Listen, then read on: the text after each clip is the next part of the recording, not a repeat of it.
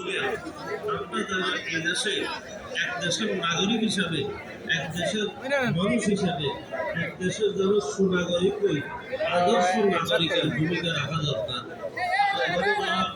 সরকার গঠন করছে, আল্লাহ যেন উন্নয়ন হোক, যেভাবে ওনাদের প্রতিশ্রুতিগুলি ছিল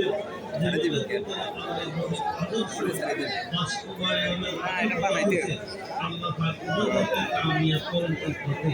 আমাদের দেশ কাজ করতে পারে, এই জন্য আমরা সর্বাবস্থায় দোয়া করতে হবে। বিরোধী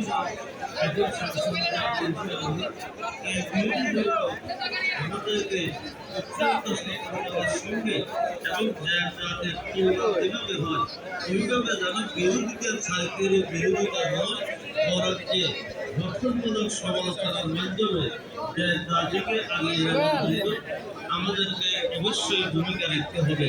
তাহলে সরকার এবং বিরোধী দল যারাই থাকে তাদের মাধ্যমে আলোচনার মাধ্যমে পরামর্শ মাস রমজানের পবিত্র মাস আমরা আসলে